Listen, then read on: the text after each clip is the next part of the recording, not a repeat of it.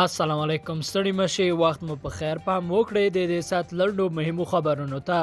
ورزګان کې مازیرا پولیس ویل شپږ ورځو راهیسې له خوړو پرته جګړه کوو د ورزګان د دهراود ولسوالۍ کې مازیرا سرتیري له تیر شپږ ورځو راهیسې له خوړو پرته جګړه کوي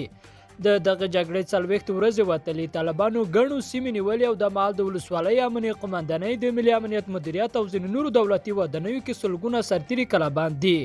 دغه ولسوالۍ امنیه قمندان جان محمد کریمي وایي له تیر شپږو ورځو راهیسې خوړه خلاص شوي او سرتیري په لوږه جګړه کوي د یادې ولسوالۍ اوسېدونکي وایي د جګړې له امله لارې پرې بندې شوي خوړه نه لري او په جګړو کې د ټاپیانو ایستلو لار هم نه ده ورپاتې روسیې یو وار بیا د افغان سولې خبرو لپاره د کوربتوب چمتووالی ښودلی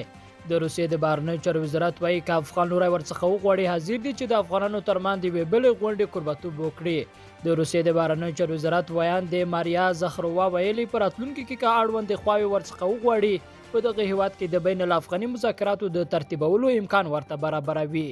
د بشري حقوقو نړیوال بنسټونه وایي افغانستان کې د استرالیایي ځواکونو ظالمانه کړنې وڅېړل شي د بشري حقوقو ګڼو نړیوالو بنسټونو او ادارو له استرالیا غوښتي چې په افغانستان کې د خپلو سرتیرو د ظالمانه کړنو په اړه معلومات ورکړي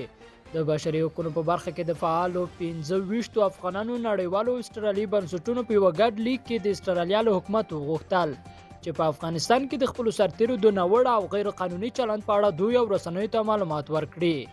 او وروسته اعلان خبر ده چې کندهار کې د جګړو له امله لسګونه کورنۍ بې ځایه شوي دي په کندهار کې د کډوالو چارو ریاست وایي په ارغنداب ولسوالۍ کې د جګړې له کبله شاوخوا 100 کورنۍ بې کوره شوي دي